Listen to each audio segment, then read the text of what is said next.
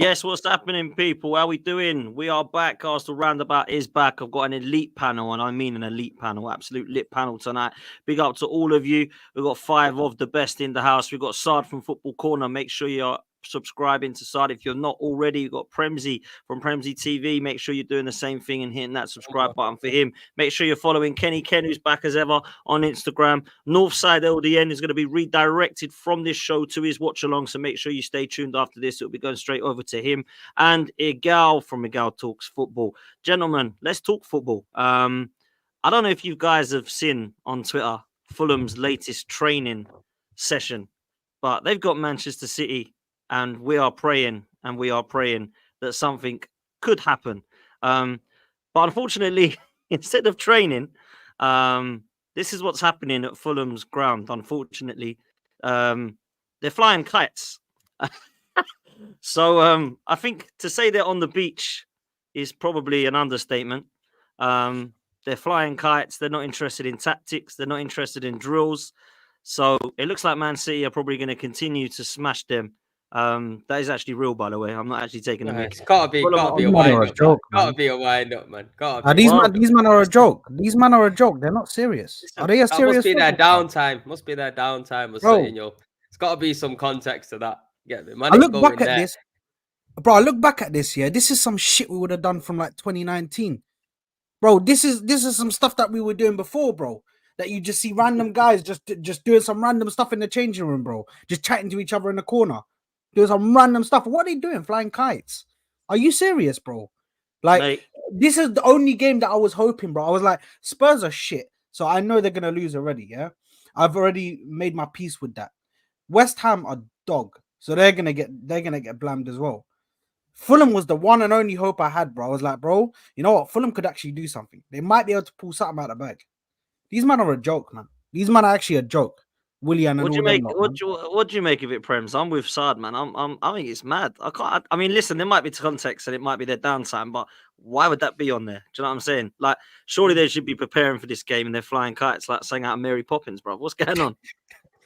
You know what it is, bro? Sometimes, like you said, they are probably on the beach, and that's just what they've got nothing to really fight for, have they? So we're hoping for them to do the job for us, but really they're not us. They're not trying to do no job for us. No one's trying to do nobody a favor out here. So really and truly, it could just be that might have been the end of the session, and they might have just been thought, you know what, it's a nice day, we'll fly a few kites and whatnot. Someone's took a little video of it and it's been taken out of context. I can't see them turning up and not training, just going there in the kit to fucking fly kites, innit? That doesn't make no sense. But no, obviously, I don't think we can rely on anyone really. I know we have to, but I don't think we can. I think it's fully out of our hands. I think we've done that exceptionally well to get right to the end. Hopefully, we do get to the last game. And we just got to hope that luck's on our side, innit? But Fulham and Tottenham, bro, for me, I can't really see them doing anything to Manchester City. No, me neither, man. Igal, what are you telling me, man? Training or no training, Dan. Sorry. Training or no training, I can't see it. You get me? Igal, go on, bro. Listen, they got Leno on that team. They got Iwobi on the team. They got some former Arsenal guys who might actually care. Willian. He's kind of. I don't think Willian gives a shit. Willian's more Chelsea than anything else.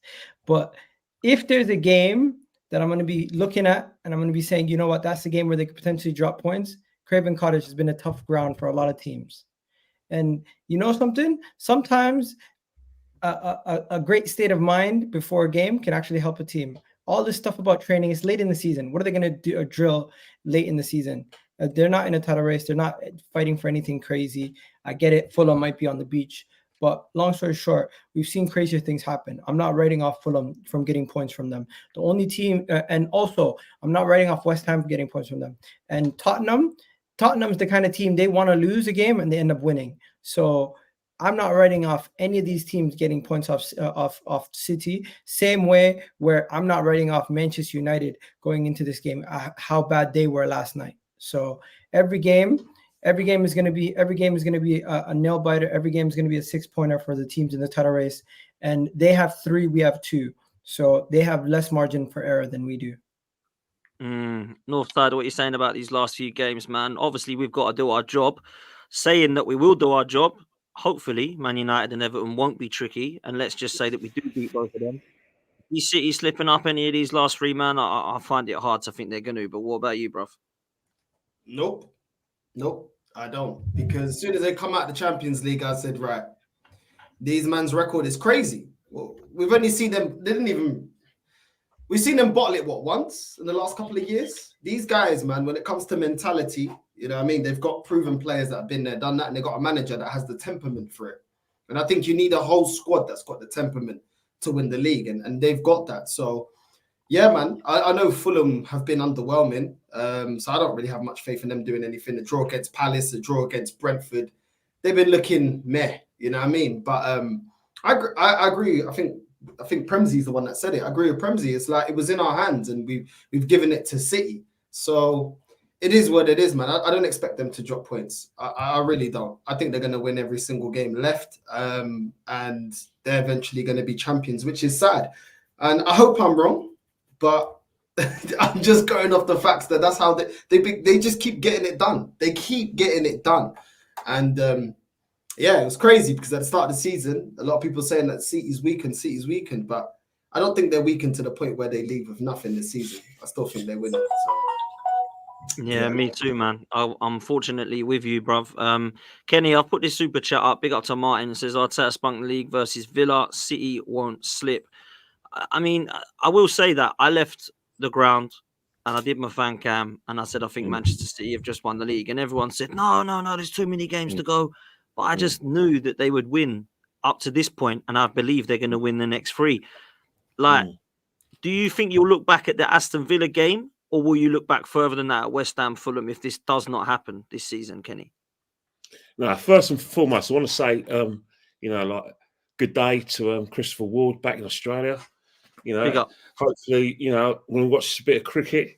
We're watching the World Cup, T20 in the West Indies and USA, and hopefully England win the T20 and beat the Aussies again.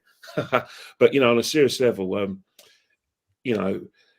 as much as people chastise fans for venting their true feelings after the Villa game, the fact is that as long as Pep Guardiola is around and Man City are in their pomp, you've got to be virtually pitch perfect to win this league. You really have to look at movies in 2019. Liverpool got 97 points, City got 98. In 2022, Liverpool got 92 points, City got 94. So it's one of those things where you really, really can't afford to slip up any point of the season. You basically have to achieve the impossible to win the league against this Man City side. And any other season, what we've done this season, how many games we've lost? 5 games. We've basically gone virtually all January unbeaten until the Villa game. Those kind of points we've amassed is enough to win the title. But the problem is that this is a Man City side, is that once they get in front or you let them in front, they're very, very hard to shake off, because you only have to look at the game against Wolves. Haaland hasn't played all game. He hasn't been Haaland of last season, but in 28 league games, he scored 25 goals. 25 goals, you know what I mean? So that's ominous.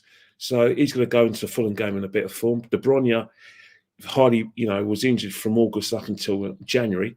He's come back as good as new. And Foden now has finally started to, get his form back.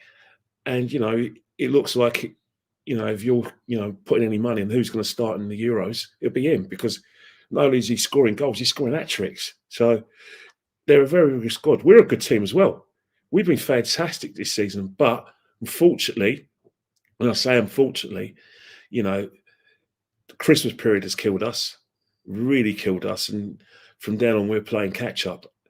So, next season, if it is to be believed that Man City are going to win all games, and we're probably winning all games, next season, we know what we've got to do. We know how we've got to prepare, and we know that we have to, sign players who can actually get us over the line, and we have to be competitive in all tournaments. I'm not putting up with his bollocks.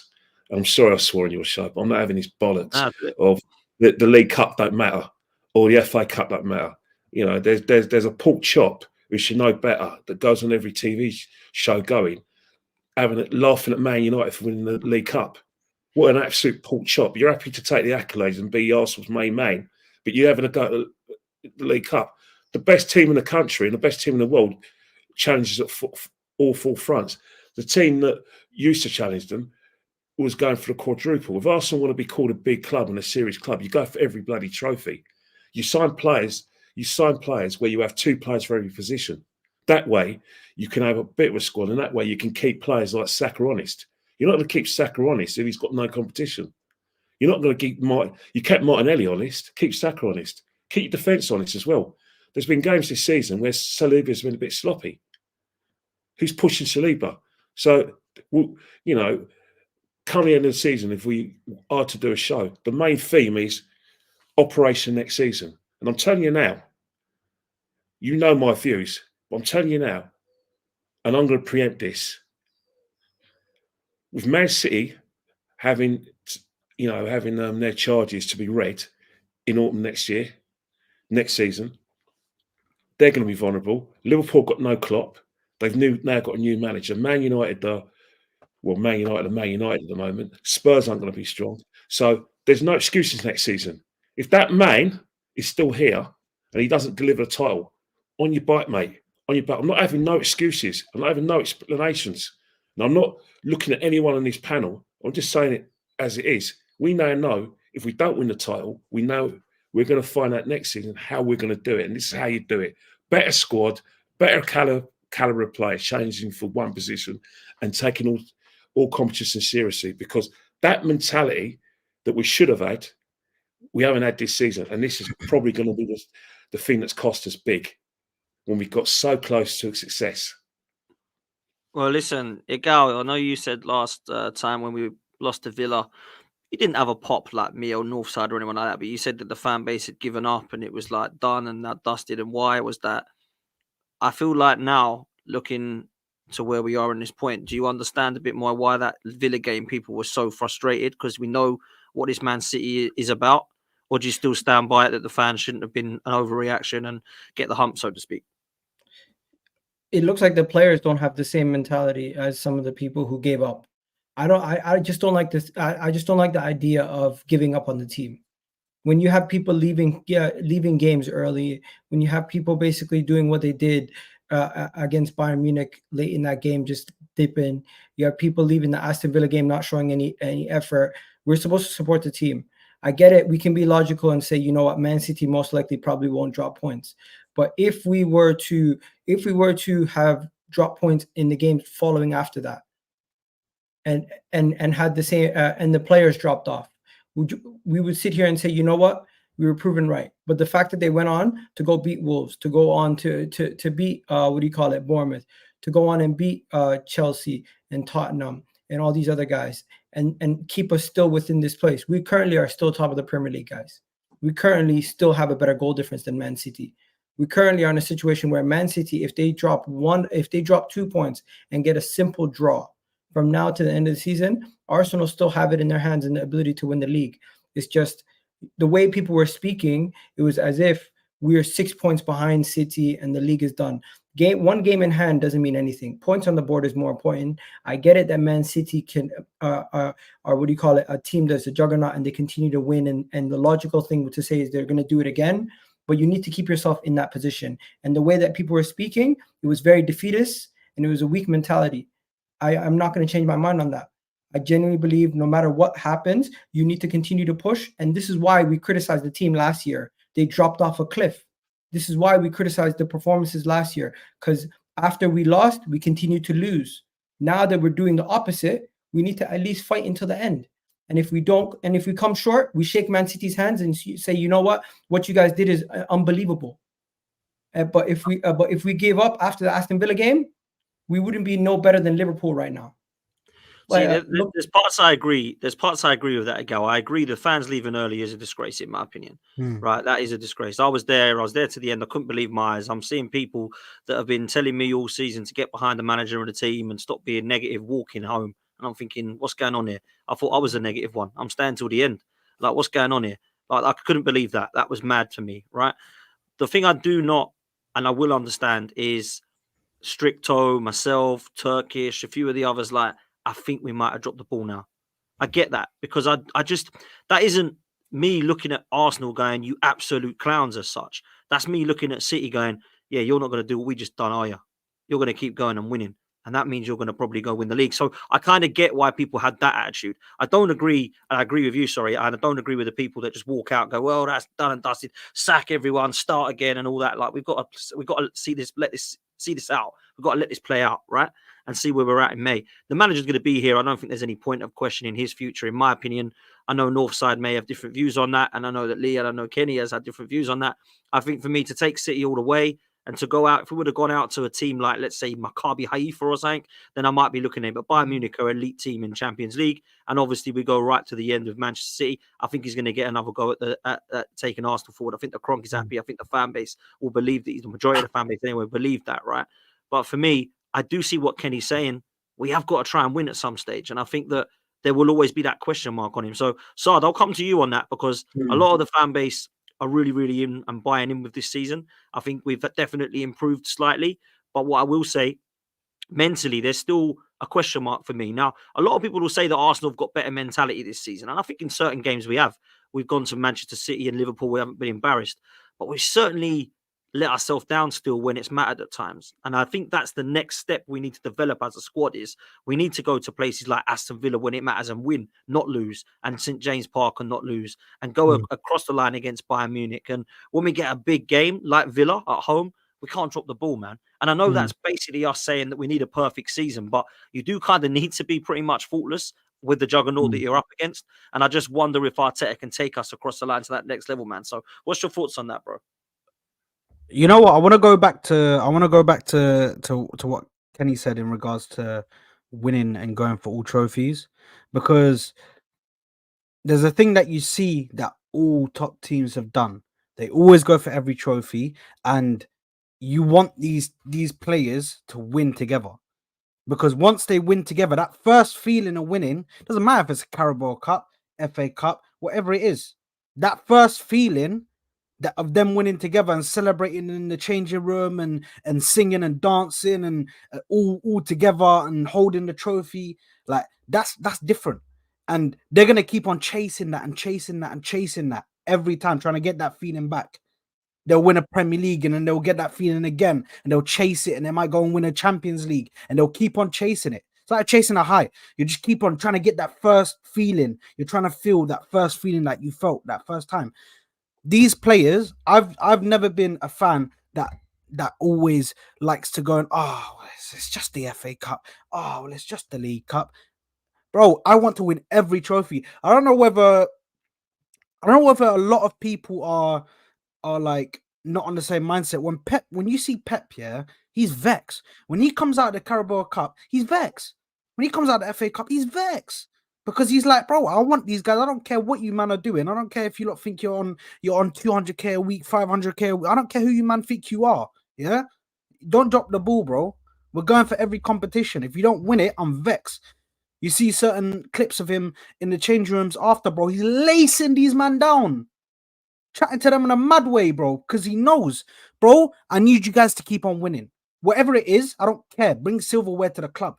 That's what you work for. And I feel like this team just needs to get over the line. And I feel like until we take these competitions seriously and until we get that winning feeling, like I can understand that we won an FA Cup in his first, bro, that was none of these young players, bro. None of these young players have felt winning together as a team.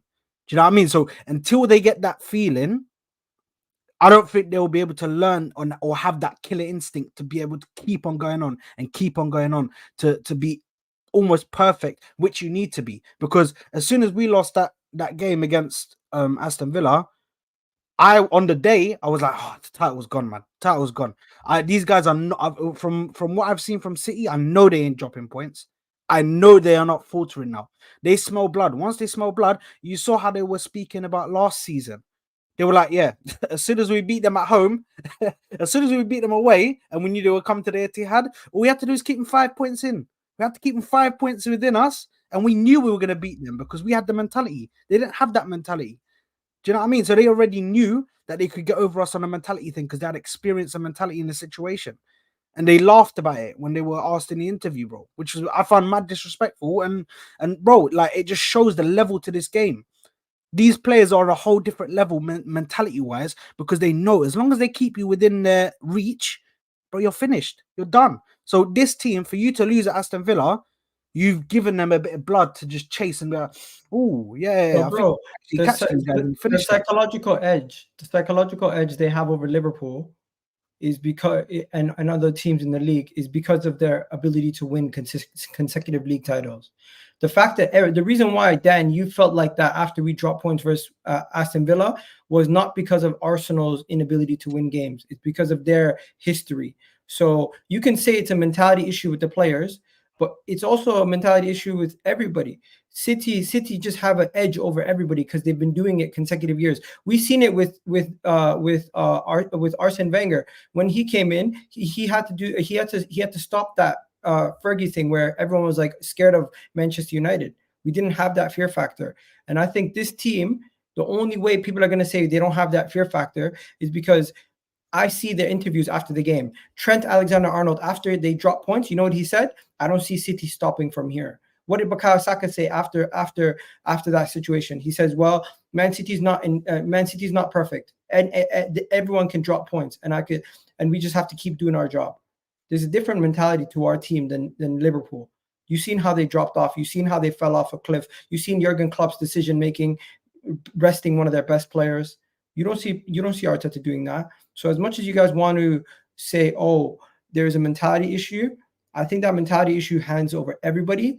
But I'm seeing a little bit of a different mentality from this Arsenal team to that Liverpool side that I've seen bottle it this season.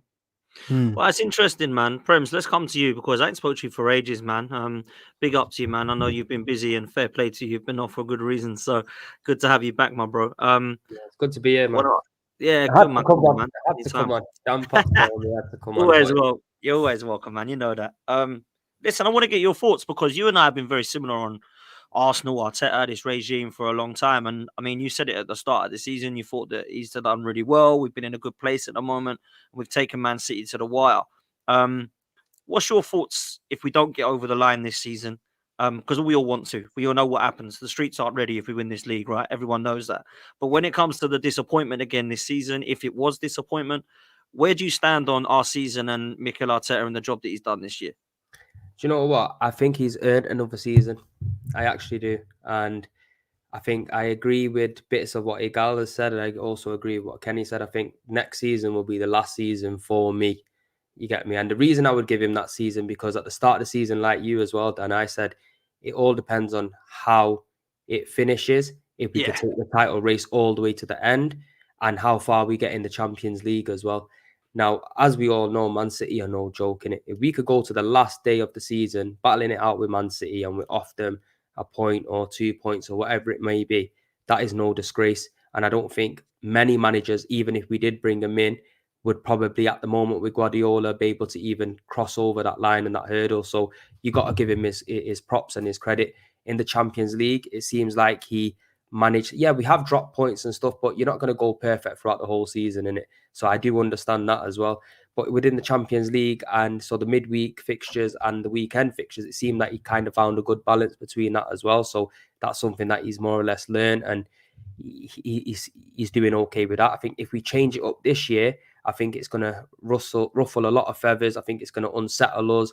It's starting a new process that might take another 2-3 years. The manager might not like this player, that player, whatnot. I think we give him one more year. Doesn't happen one more year, then we look to move him on and bring somebody in, because then we'll be at a situation where if we don't move him on, all this talent that we have got in the likes of Saliba and so on could go to waste. Another manager could come in and push us over the line. But I think he's earned the right to have one more season. I think we've done very well this season, to be fair. Obviously, going out the cup's disappointing.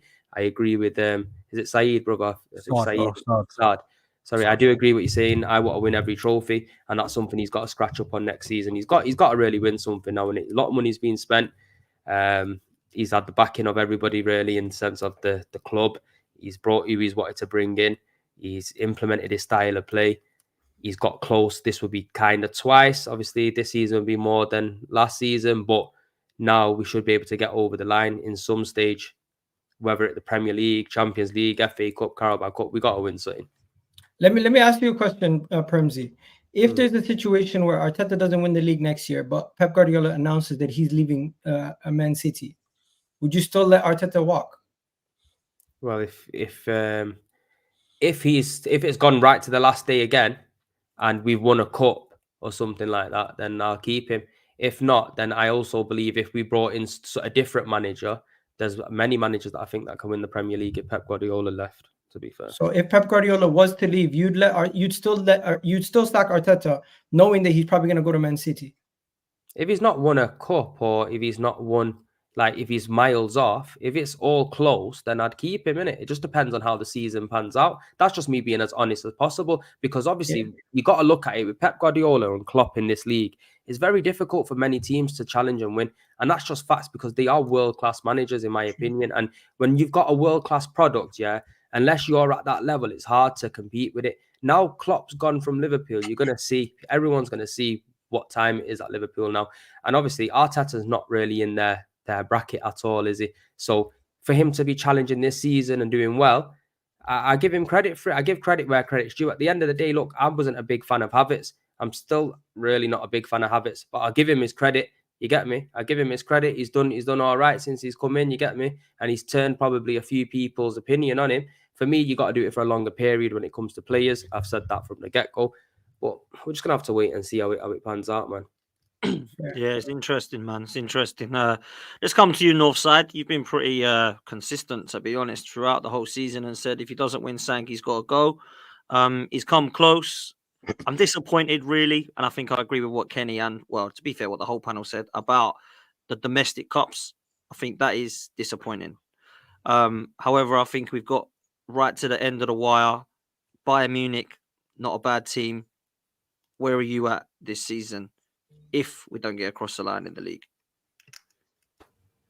If he doesn't win the Premier League, for me, I want him gone.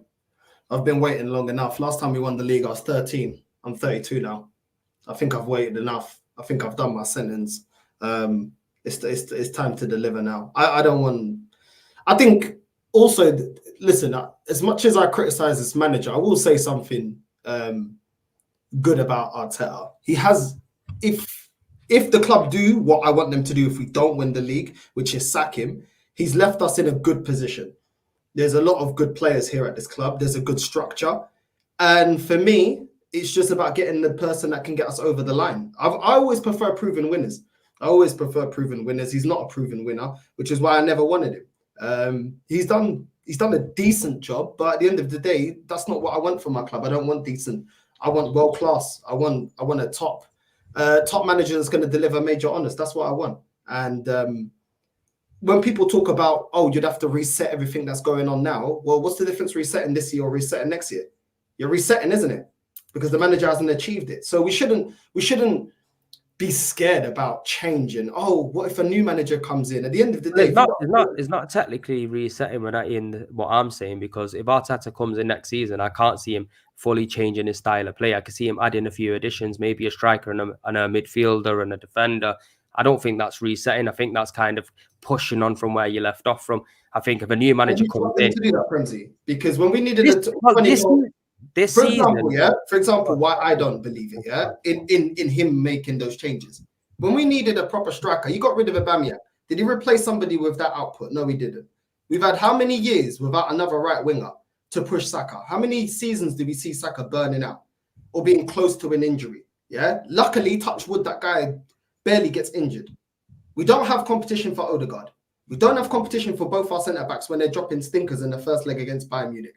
Then they're dropping stinkers. We're lucky because, to be honest, our goalkeeper and Gabriel still making a couple of mistakes at the back, and it didn't cost us against Bournemouth. But guess what? They know they're going to start because there's no competition. We pushed out a left back that's actually better at defending, and now people are realizing that Zinchenko isn't that guy. Now it's safe to say that. I hear what you're saying, but with all that competition, with all that no competition, fam, my man's took us more or less right to the end of the season, challenging with the best team that I've ever seen in my era of football, bro. And I'm same age as you, so I get it. You get me? So, if he did now add a few of them players, because that's the only thing he can do now is add a few of them players. What else can he do, really and truly? Then you'll see. This is why I say for me this season, obviously everyone's got their own opinion. I respect everyone's opinion. Bro, I was probably the first guy out here to call Arteta's head out because I wasn't believing what I'm seeing, bro. I remember it, man. I remember it. And after I done it, bro, bear man were on it. Bro, a big man thing. I'm telling you, nobody was saying it then. I swear. But Premsy, it's nearly the thing is it's nearly. And then when you look at writing winning shit, bro. No, you don't. But in any job, Premsy, in any job, yeah, whatever you do for work, whatever I do for work, nearly isn't good enough when you're in a business or when you're in an industry. They want results. Let's keep it real. That even goes down to a standard job. Every business is different in it because big man thing, yeah. Not really. If I don't hit my target, it is because the problem is with the Premier League, there's only one prize. You get me? I could be an accountant and making silly money and hit my figures I want to do, and I'm happy. I'm happy with that. You get me? But it might be my next door neighbor who's an accountant hitting million figures. So it's different in it. There's different contexts with it. That's all I'm saying. Not really, because no industry gives you 5 years to achieve what the standard is.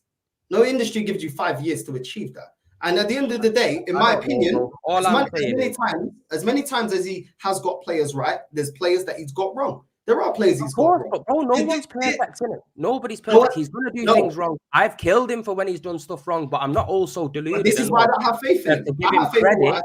To give him credit for when he's done something well. And I think this season, bro, realistically, you got to give him praise, bro. He's done well. Yeah, he might have not won anything significant, but Champions League, bro, I've not seen Champions League football for a long time, especially against Bayern Munich. Well, I did see that and we got fucking battered, but this time around, it felt different. You get me? At the Emirates, it felt different. It didn't feel like we was a small Arsenal getting bullied up and that. It didn't feel like that. You get me? I felt like this for years. You get me? Obviously, I've seen great times. I've seen poor times. But this felt different. You get me? And even challenging with this City side all the way to the end, it is an achievement in itself because it shows we are definitely heading in the right direction. And if we do give this guy one more year, we don't know what could happen. Are we going to risk it? Let me finish. I wouldn't 20 years. One more year for me is not bad. Okay, let me finish what I'm saying. First of all, Premsy, yeah, we went up against a Bayern Munich team. You're saying this is the best Arsenal team you've seen in a while, and I do agree. No, I'm saying the feeling that I had when we played Bayern and Arsenal is different. Okay, but we went into that game. Yeah, we embarrassed ourselves. I'll tell you why. That's the worst Bayern Munich team I've seen. When we went into that, most people's prediction was we're going to beat them. They're weak this side. They got Dyer at the back. Let's keep it real. We didn't. When we used to get smashed up to Bayern, you could name about 5-6 players. Say, yo, bad boy players. We're going into a Bayern team where the players don't even believe in the manager. He's leaving at the end of the season. Most of their players are in disarray. I went back in all the games that they've been playing. The individuals dropping multiple stinkers. The midfielders all over the place, and we were unable to get over the line. I wanted this manager to show me that he can actually coach when our backs against the wall. We got away with it in Porto because we took it to penalties, which I said is not a consistent way to get through in the Champions League and qualify in the knockout stages. I'm not saying every single thing Arteta's done has been bad, but there's been things that I wanted improvement in, and some of those things I've not seen. This is why I still question him. I wanted that striker. I wanted the winger. I wanted the number 10. I wanted certain things, and also the game management. We still look ropey, and our kryptonite still seems to be when we face a mid block or a low block. And I don't see a consistent approach to when we play teams. There's loads of improvement I want to see as well, bro. Don't get it twisted. There's always. That's why for me, if he doesn't deliver this season, there's players that I wanted to see, and I've been screaming for a striker, bro. 2 years ago, bro. Not even last year. 2 years ago, 2.5 years ago, I've been screaming for a striker. There's things that, bro, I wouldn't have brought Havertz into the football club, but this guy's brought him in. It seems to have worked. You get me? So you got to have a little bit of trust in some of the players that he's brought in, because not really loads of them have fucked up. A few of them have, but majority of them have kind of worked for him. And obviously in the Champions League, I understand what you're saying. This isn't the best Bayern Munich. I do get that, yeah. But when we're away as well at Bayern Munich, this is probably the first time for a lot of these players in the Champions League at the stage of their career in the last 16 in this atmosphere. It's a mentality thing as well. The players got to take a bit of responsibility for it as well. The manager can only do so much from the sideline as well. You know what I mean? So this is how I do look at it. Like, bro, look, I've got no agendas against anybody. All I want is my football club to succeed in it. And at the moment, I can see my football club is up there challenging with the best team in the country right about now. And there is a chance of us still winning the league, because anything can happen in football. All they got to do is draw, and we carry on winning our games. We can win the league. We're not out of the question yet. If I sit here and think, right, okay, if I sack Arteta now, yeah, and somebody else comes in, I know straight away, yeah, that manager that comes in, everybody knows that he's not going to keep all of them players. He's going to want to bring in his own players. He's going to want to get out a few of them players, which is going to definitely unsettle things. It might make it better because obviously we don't know. It could make it worse. But what I'm saying is the grass ain't always greener on the other side. Just for now, I'm willing to wait one more year to see. Now, like you said, we need a striker. We need these kind of players. That's the only thing now he can really add to this squad now. He can't really add anything else but these other players that we need and depth. Next season, if it doesn't work out for him, then we look to bring in somebody else. I think one more season, because then we might be letting go of something. We might be letting go of something if we don't let him. If we let him go. Right? It's mad because and like let me just say in the chat, man, people just calm down a little bit. Yeah, Premsy can say what he wants. Northside can say what he wants. Igal can say what he wants. Let's just not get all really immature about it and start screaming about people's opinions, man. Jesus Christ, embarrassing. That's the first thing.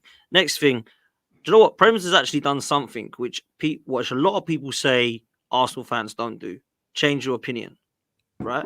Because Premsy, like, real talk, me and you were probably two of the first on AFTV that were like, ain't for me, I want Arteta out. Do you know what I mean? It wasn't long ago either, bro, was it? That you and I were like, I don't think this guy's got it. And you've managed to change your opinion to go, do you know what? Fair play. I'll give him a hell of a lot of praise to see what I've seen. And you're not afraid to hold your hands up and do that. And that's what a lot of people say, too scared to do it. Don't want to admit that you're wrong, blah, blah, blah, blah, blah. So big up to you, bro, because there's, I think you've done what a lot of people say people don't do. So respect for that, man. I've got a lot of respect for it. Yeah, but people just have their own opinions, and it's not wrong to have your own opinion. Like Northside's got his opinion. He's entitled to have his opinion. That's the way he sees the football club, and that's the way he sees it going. We're all individual human beings, innit?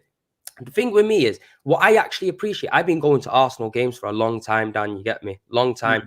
And I've seen how rotten our atmosphere was, how rotten the fan base was within themselves, how it was just a madness. You get me? Times you go there, yeah, and it's just, you're going there for the piss up more than anything else. You know what I'm saying?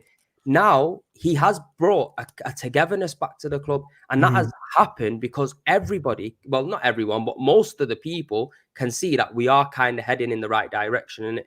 You get me? So I appreciate that because we were in fucking disarray. But at the start, if it goes sideways, yeah, this is the funny thing about the internet. Last season, when I got it right, yeah, unfortunately, because I want my football club to win, that's all I'm ever pushing for, Arsenal to win major honours, condemn me. An Arsenal fan that wants to win, how negative. But anyway, we all want to win. As soon as if I get it right and we don't win the league, which I don't want to happen, they'll be saying the same thing I'm saying. Why didn't we get a striker? Why did we do this? Are we going to do it? Are we going to do this? Why didn't he do this? Why didn't he do that? So it is what it is, man. People want to act blind like they didn't want to sell half this bench in January and get striker. People are going to act like they didn't say they didn't want another right winger to rotate with Saka. But now I hear what you're saying. The thing is, we still got a mathematical. I still want to sell half of them, man. I still want to sell half of them, man. You get me? But he's still with me wanting to sell half of them, man. He's got to where he has right now.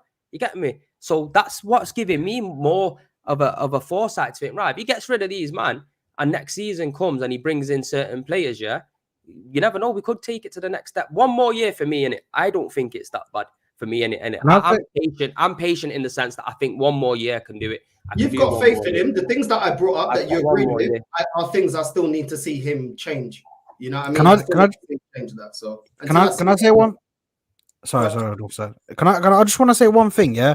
Just in regards to like the whole striker and thing. Like, listen, I want a striker, bro. I want like a winger that can be a backup for Saka. Like, I want all of that. But the only thing is, like, I kind of have to give.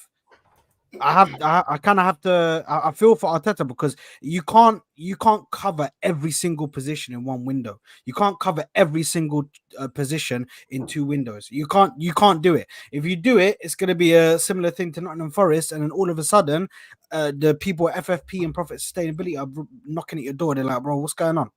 What's the numbers saying, bro? The numbers are saying you're way down on the minus, bro, and you're gonna get charged. So I can understand that they, during this whole come up and during us trying to fill in the spots, they've been focusing on the spine. They've been focusing on the DMs, they've been focusing on the midfield, which has been a massive problem at our club for years. We always used to speak about how our midfield, there was never that that spine in our midfield. We never replaced Patrick Vieira and players of that ilk. We never replaced them. I feel like now we have, to a sense. Centre backs, we never really had a solid centre back partnership that was solid and conceded nearly no goals, or the least amount of goals that you possibly could, without obviously breaking records or anything. And also, one thing that I think he has added on, although he hasn't brought Saka's back up, and although he hasn't brought in a gunman, which you need in a squad, I do believe you need a gunman in the squad, because sometimes you just need somebody that can just take the game by the scruff of the neck, win it for you. Do you know what I mean? But I still feel like he's been able to make do what he's got and what he's brought in to get goals from nearly everybody. I mean, last season, nearly everybody on the starting 11 scored a goal. Everybody was contributing towards the goals, hence why we were scoring goals, and we were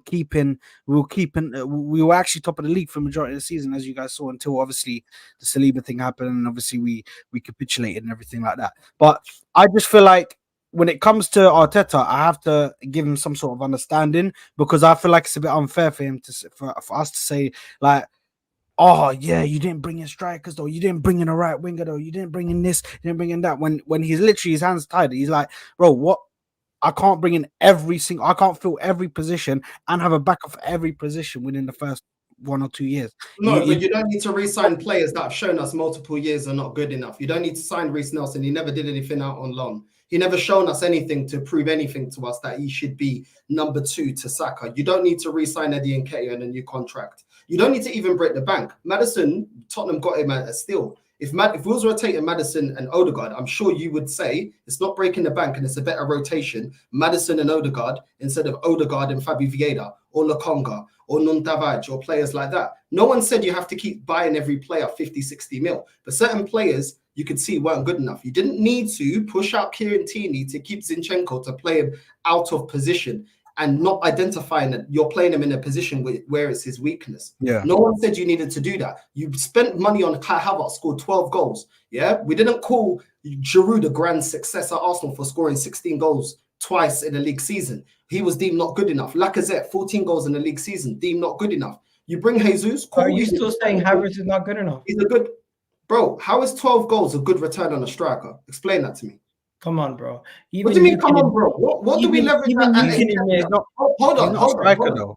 He's not only played as a number 9. I'm not cutting you up. Let me finish what I'm saying. When we spoke about Nketiah, we spoke about goal scoring as a striker. When we spoke about Lacazette, we spoke about goal scoring. This year, people are having doubts about Jesus. Why? Goal scoring. The metric that we judge strikers on are goal scoring. Don't change it now because it's Havertz. Because it was the same thing people were saying about Jesus. Look what he does off the ball. Ultimately, now people are saying, oh, well, he's not really that great. He's never been a goal scorer. So what are we talking about? You're moving the goalposts. All those other strikers, you judge them on goal scoring, but Havertz, to justify it, it's like he's amazing.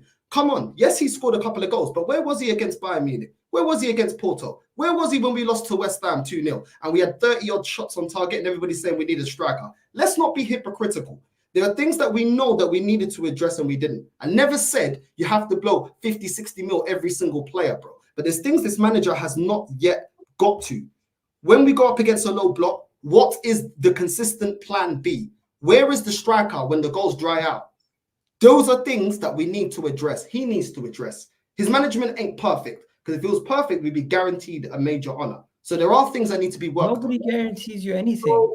But offside, he's a novice though. I understand what you're saying, but he's a novice, and he's had to learn along the way. Yeah? He's not a novice. I think no. Since he came in, he was a novice. I'm just saying, all of the mistakes that he's made along the way, he literally had to learn how on the job. Okay, I got to do management. This is how you manage a club. Yeah, this is how you deal with players that you have, and it's tough. You can't come in straight away being a second command under Pep, and then come into a club, and then he's not just going to hit the ground running and just go crazy. But also, I think, listen, I look back at that Nketiah thing. I don't know what he was smoking when he signed Arteta to that new contract. I don't know. I can't even back that. I don't even know what the reason is, because I don't rate this guy as any form of football. I don't know what his level is. Let me try to make some sense of it. But no, what's that?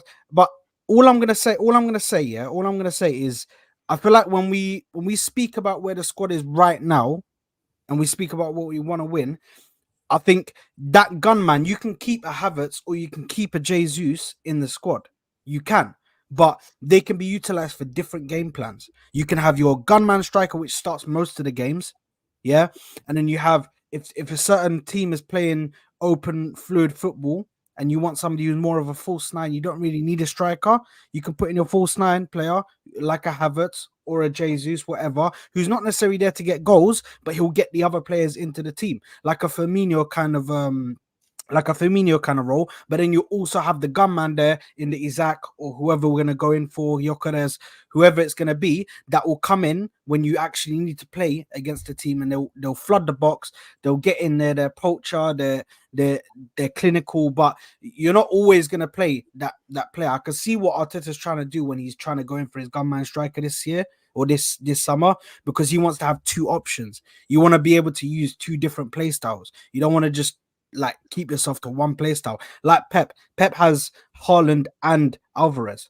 Alvarez can be one of the more like a false nine and can be used and utilized because he's good on the ball. But they also have Haaland, who's a gunman that if you put the ball in front of him, bro, he's scoring it. Whether he heads it into the goal or he shoots it into the back of the goal, it's going into the back of the net. So I can see what Arteta's trying to do, but I don't know what he was smoking when he gave Nketiah that contract, bro. I don't know. Let me. Sorry, Agal. I know you want to come back on that point. I want to bring Kenny in, and then I've got a couple of quick fire questions. And I know that we've only got like 5 minutes, but before Northside and Side have got to go, so I want to try and get them in first for that. Kenny, just quickly, your thoughts on what's been said. You're on mute, Kenny. First and foremost, I noticed Agal when he asked Premsy a question, about if Pep left at the end of next season, would you keep Arteta? What Agal did was very skillful, and I was watching you, mate. You forgot to mention about the 115 charges. The fact that the Premier League are thinking of bringing a luxury tax in, which can prevent clubs from on spending caps and spending on players. You failed to mention that, and you did that on purpose. You also failed to mention that, that Man City could be dot points. You did that on purpose. But you did mention, Arne Slot being able to take over, and you did mention the fact that other clubs are in disarray. I was wondering why you did that. But I know why you did that, because if you ask Premsy those questions, Premsy may have said what I was going to say, no excuses. But you didn't, and that was very clever. And I rate you for that. I really rate you for that. In terms of like, I don't think I. Once again, my third leg, yo. Premsy, did I lead you into an answer? I rate you. I didn't lead him into an answer. Come on. He gave us what he wanted to say. I didn't lead him into any answer. You didn't ask the right question, though. You mentioned Pep. You didn't mention about the 115 charges, and you did it on purpose. And I rate you for that. Nah, Kenny, you're reading too much into this. No. I rate you for that. I rate you for that. I rate you. I do rate you, and I'll do you later. But I do rate you. But one thing would say, I agree with a lot of what people have said. But the fact is that my premise on keeping the manager, there's no doubt that this manager is a very, very good coach. I'll be a pork chop to say he isn't. I do rate him as a coach. But the question I've always been able to say that if you do get a new manager in, if the foundations are good, you're not going to break something. You're not going to do a Todd Bowley and, fix something that isn't broken. What you're going to do is you're going to enhance. Because we have seen evidence in our league of a manager going to a club where it's very good foundations, where the average age of the squad is between 23 and 24, and they went on to win the league. Not in that manager's first season, but they retained it in that second season. I'm going to talk about, don't you? Mourinho, he's able to do that. So there are managers can do that. In terms of where I think, where do I think Mikel to stay? Look, I've got my mantra has always been 4 years without a trophy, 30 years without winning in Europe, and hopefully not, but probably 20 years without in the league. You have to judge a manager of a big club on trophies. You have to judge a manager of the third biggest club in the country, because behind Liverpool and Man United, we're the third biggest club in the country. So it has to be trophies.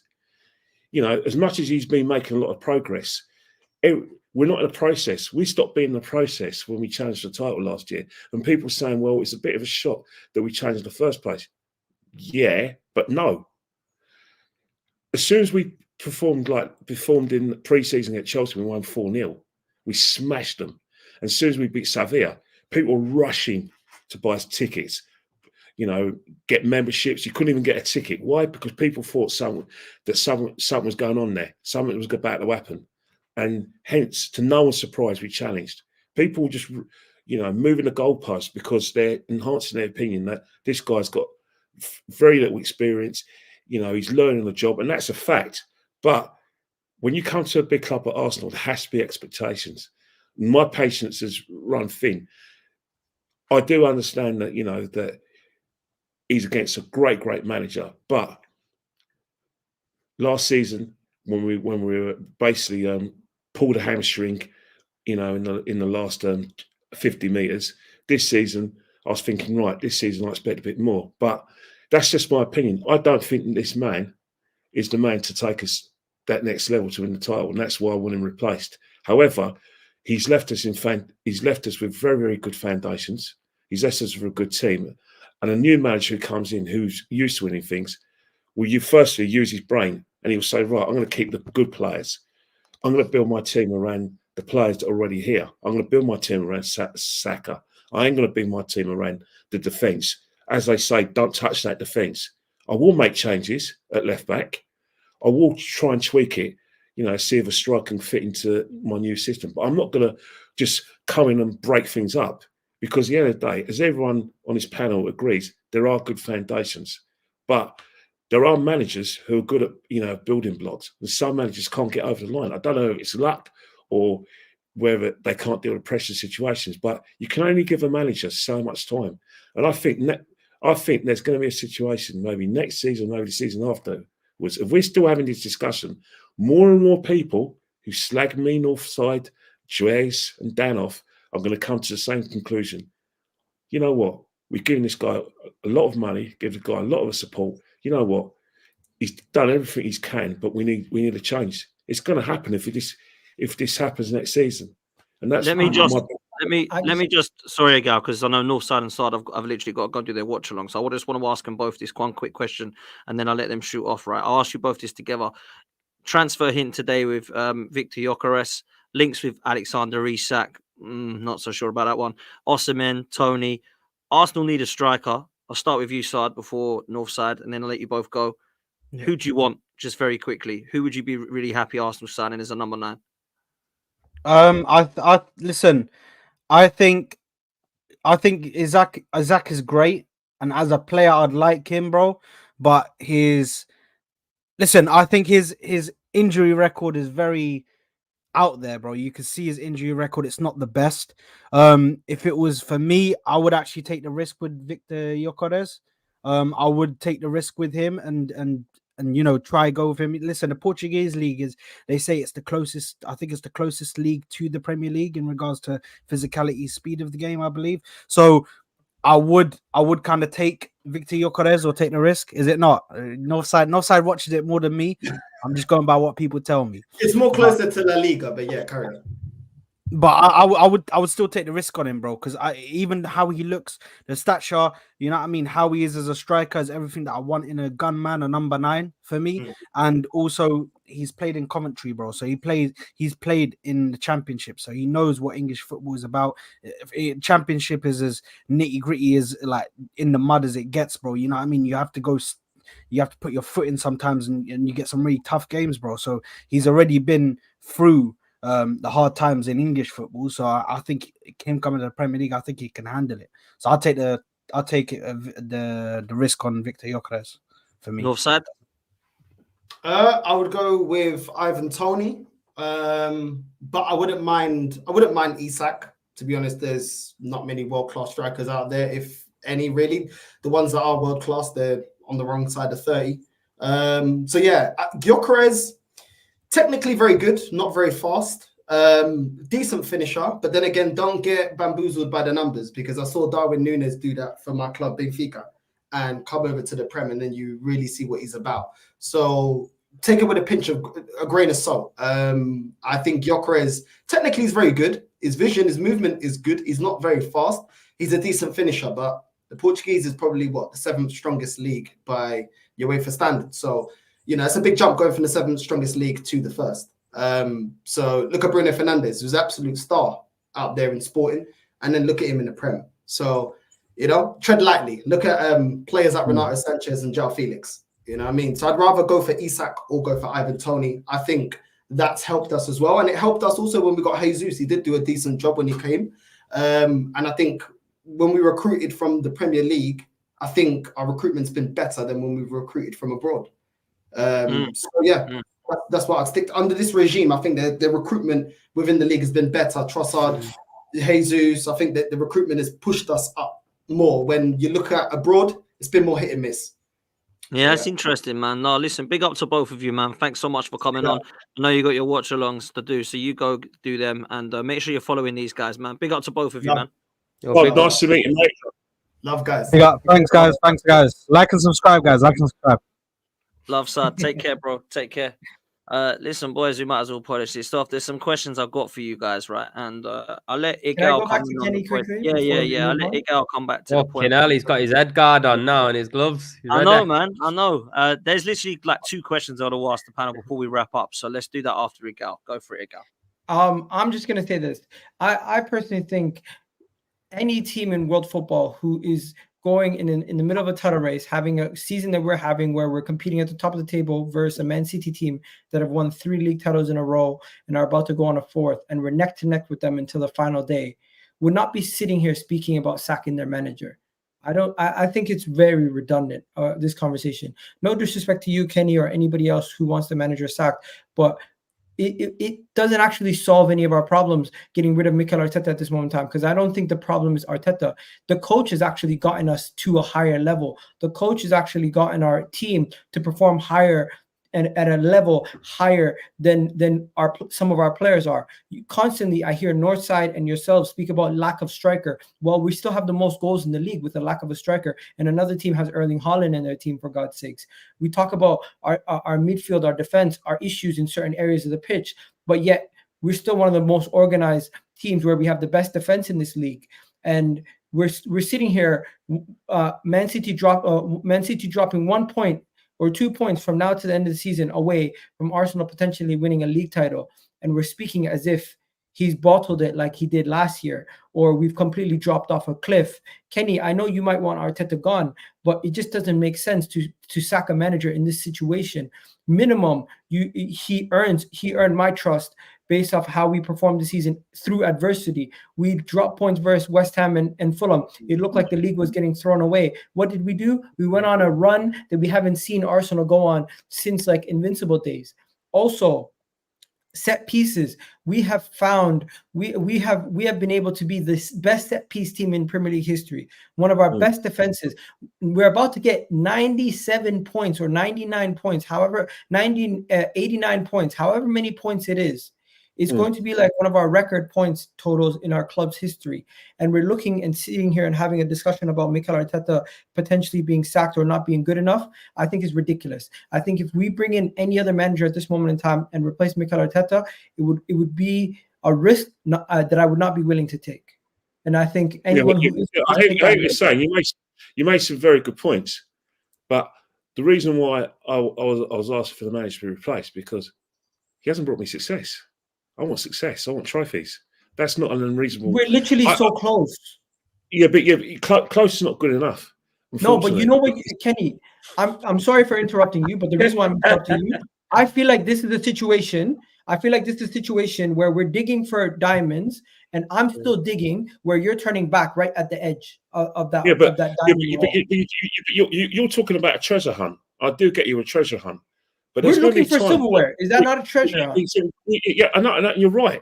But the fact is, at the beginning of every season, every season is like being in a job and at the start of the financial year where you have your appraisal, where you do have targets and you will have an outcome. The fact is that the manager's hired to win trophies. We're now in a situation where we all know Arsenal are competitive, but what we want the competitive to equate to is trophies. Now, if Mikel Arteta, has brought me success, we wouldn't have this discussion. I know how good Mikel can be. I know how well Mikel's done, There are other things that I'm not too agreeable with. I'm not agreeable with Nelson getting a new contract. I'm not agreeable with Nketiah getting a new contract. And I still think that Mikel has still got a bit of work to do on the left-hand side. I still feel there should be competition for places. Does Nketiah get a contract? Let me land. No, I want to address that point, Kenny. Does that matter? If we win the league, would you complain about Reece Nelson or Eddie Nketiah getting new contracts? No, you won't. You'll actually be laughing straight to the bank because we're going to go sell them for 60 to 40 million. But see, that's where you're wrong, though. The fact is that you've done podcasts with me long enough to know. I'll say, well done, mate. Congratulations on winning the league, your first major league title at a big club, and you've cracked it. I'll be the first one to do it because I'm an Arsenal fan. But one thing I would say is you buy when you're strong. All the best teams buy when they're strong. They don't just think, oh, well, won the league and I've had Eddie Nketiah in the squad. Oh, yeah, if I want to retain this, keep Eddie Nketiah. You don't do that. Liverpool in the 80s had 2 in, 2 out. They bought when they were strong. Sir Alex bought when they were strong. Pep Guardiola bought when they were strong. Let's have a look. 2022, they win the league and then they get rid of Sterling and they go and win the treble. After they win the treble, they get rid of Godwin, who, doesn't accept a new contract, and they get rid of Mahrez. And then now, sadly for us, could win the double. And that's what you do. You buy when they're strong. So that's going to be in Mikel's in trait, regardless of whether he wins the league or not. There's still things he needs to do in order to get us over the line. Because if he doesn't win the league, it's the same thing. I still want those areas to be addressed. I still want 2 players for every position. And I don't see any reason why it's unreasonable to ask for that. I want us to compete for every trophy. But one thing is, you're not prepared to make the sacrifices because that's the reason why we clash, is because we all know there's FFP considerations. And you know full well that the money that the Kroenke is going to put on the table isn't enough to give us the players that we need to change all fronts. And you're not prepared to make the you don't need. I recommended some sacrifices. You're not prepared to even consider my recommendations for the best. Ken, you want to know something? Man City is one of the best teams in the world. Real Madrid is one of the best teams in the world. They don't have 2 players in every position. They don't. Are you sure about that? Are you sure about it? I'm sure when Man City lost to De Bruyne, Man City don't have a like-for-like replacement. If Real Madrid and Man City lose certain players, it's business as usual. Now, if Arsenal, if we were to lose Saka, it's catastrophic. Guess what? You said Arsenal lost Saka. Arsenal lost Saka ahead of the Man City game, one of our biggest games of the season, and we won. One game. Could I do it over a season? You're asking me to give you an example. I gave you an example. It's not my fault Saka doesn't miss too many games. Martin Odegaard missed a game this season. What happened, guys? Do you remember? Martin Odegaard missed a game. We won that game, right? Am I wrong? I'm asking you a question. Long-term injuries. Brother, I just want to say this. You have your way of thinking. I'm not going to change your way of thinking, but I'm just going to meet you halfway and I'm going to say this. Mikel Arteta, it's not about Arteta at this point. Some of the things that people criticize Arteta are board decisions, signing of players, new contracts, which is just straight business decisions that clubs always make. He's not the head coach, he's a team manager. You've got to remember that. He's part of the transfer committee. Now, the main point is, if you are going to say that Arteta getting 2 more points than Man City this season and winning the league is going to be the difference between you closing your eyes to all the issues that you're saying, I don't think you're being really genuine with that point, because you're basically saying that if Arsenal win the league, everything that Arteta's done, everything that's wrong with the club, I'm going to turn a blind eye to it, and I back him. No, I never said that. See, that's the thing. You never said that. You did. You missed out the points where I said buy when you're strong. You didn't hear when I said buy when you're strong. You didn't hear when I said the best teams over the last 40 years have bought when they're strong. You didn't hear when I said that's what we're doing. Let me finish. You didn't hear when I said Pep Guardiola made changes even after he won the treble and even Arteta after he won the league. That. And I'm saying that if Arsenal win the league this season, we still got to enhance the score. We still got to 100%, and we still have to challenge at all fronts. You're saying that if Arteta doesn't win, I'm going to. No. It's not personal. It's just I think the best man for the job, the man in possession. I hope the man in the possession does get us to that level. But if he doesn't get us level, then I have to ask the question. He's probably going to be in next season. Well, 99% going to be in next season. But next season, knowing that Man City are facing the charges, knowing that Liverpool, are going through a transition. We know Man United are going to be probably a mess. They're probably going to have to get another new coach. We don't know what's happening with Ange Ball. We have to assume that when it gets to nitty gritty, they're going to fall by the wayside. This is next season, without doubt, it's going to be our best chance to land a title. And if he doesn't land a title, Miguel, then you'll feel I'll be on your case, not on your case, but I'll be on every podcast I'll have me asking for the go. And I will You not want to be know something? swayed. I don't have a problem with you saying down the road we can look at the manager potentially being changed. But if you were to sit here and say what you've seen from Arteta in his 4 full seasons, by the way, 2 of those he's challenged for the league title, is a disappointment from where we were to where we are now. I've never once said to where we were to where we were to where we are now, and to what we can be going forward, buying when we're strong, as we always are going to do. I hope so. I only see this team getting better, and I don't see our competition catching up to us next season. I think this team is on. I think this team, Ken, is on the cusp of greatness with the age profile of our team, with the rest of the clubs being an absolute mess, like Chelsea. I want to see this. Looking at Tottenham. Guess what? You only get sustained success. 1 second. You only get sustained success. I thought you were saying you wanted him to see him do the YMCA. 1 second. You can see armpits as much as you want. 1 second. 1 second. We're gonna see armpits. Don't worry. We're gonna see armpits at the end of the season. But the main reason why we're gonna the main way you get there, the main way you build success in today's football, we're not Bayern Munich, we're not Real Madrid. The way we have always done it is sustained success. 1 second. Arsenal Football Club, for my whole entire lifetime, has won based on sustained success. George Graham came in, Arsene Wenger came in, and they had sustained success. Arteta is now coming in, and I believe we're so close. Once we get over that line, it's going to be Arteta's league. We're entering the Pep Arteta era, and you guys can call me delusional as much as you want, but we can already see with the level of football that we're playing with less quality than City. Right, let me move this, man, because you're going to be smiling, man. I don't know if you're on my side. Remzi's enjoying it. I'm speaking to Dan on private chat, lads. I'm honest, man. You get me? I'll tell you what I'm laughing at.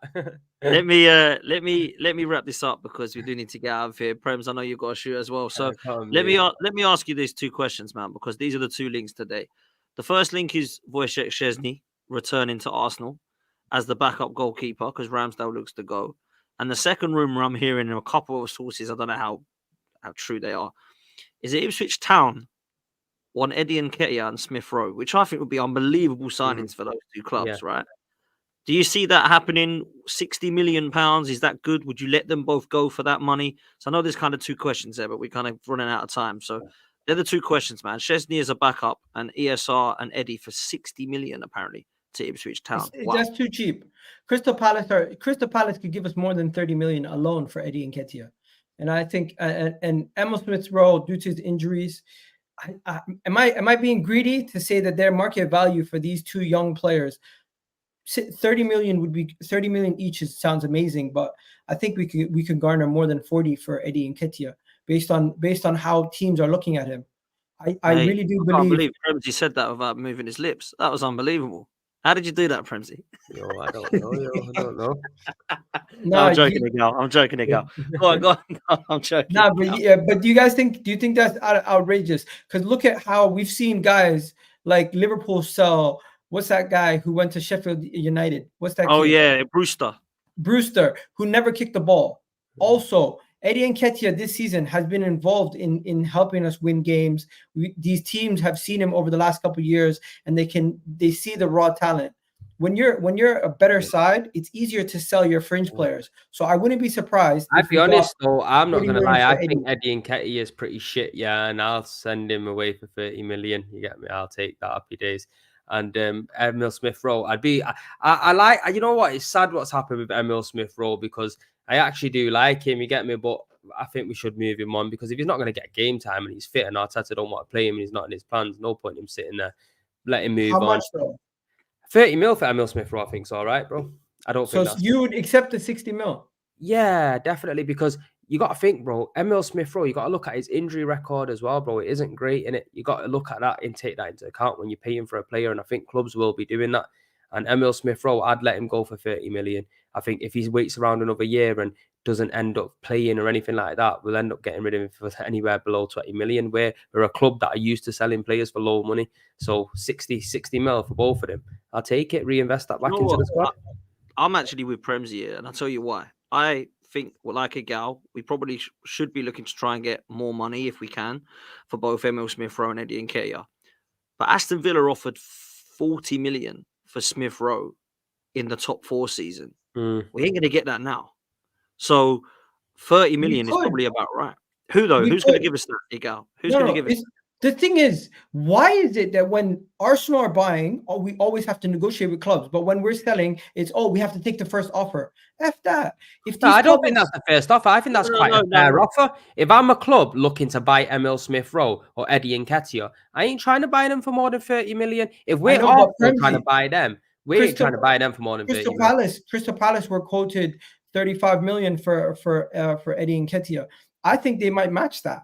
I think we might have a bidding war for Eddie Nketiah in the summer, and you guys are underrating it. Yeah, but if you do it, Brentford, Fulham, Crystal Palace, and now Ipswich all want Eddie Nketiah. Yeah, but I understand if you're selling it separately to 2 different clubs and you're thingying it. But if you do a deal for 2 players, I think that's pretty fair. To be fair, you're helping the club out. Yeah, obviously they're a promoted club, and you're still getting good money from. You're still getting value for them, innit? You know what I mean? And it's probably easier for them. They can go there and settle down together. And I like Emil Smith Rowe. I like Eddie Nketiah as well as a person. I don't think he's a great footballer. I want him to do well. You know what I'm saying? I think 30 million each, bro, is good, man. Come on, man. We're not talking about fucking. I don't know that we're gonna. I don't know we're gonna get 45 million for Smith Rowe and 35 to 40 for Eddie Nketiah. I just don't see that happening, Igal. Personally, I think what we're gonna do is we're gonna try to see if we can get a bidding war. That's what it is. Because guys, as much as you guys don't look at these players and you don't rate them, guess what?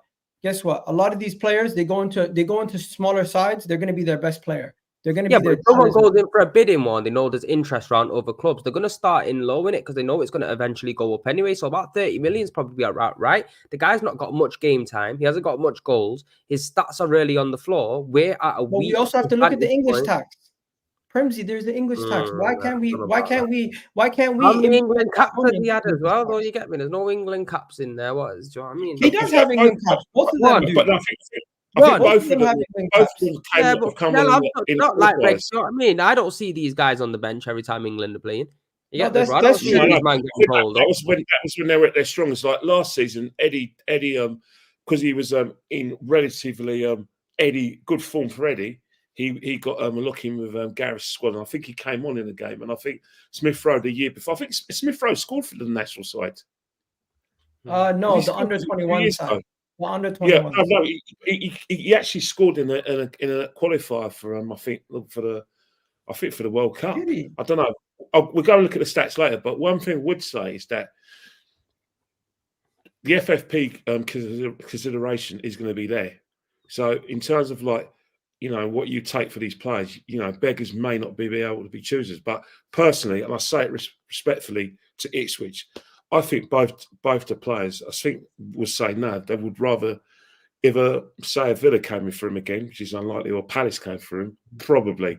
But teams that's come up who may go down, personally, I think they'll be forced to go there. But if Ipswich are stupid enough to offer them the money, yeah, we'll take it. Well, listen, big up to what McKenna's done, by the way, because I think he's done an unbelievable job, and I'm a big fan of Ipswich, so big up to them, man. I think it'd be amazing moves.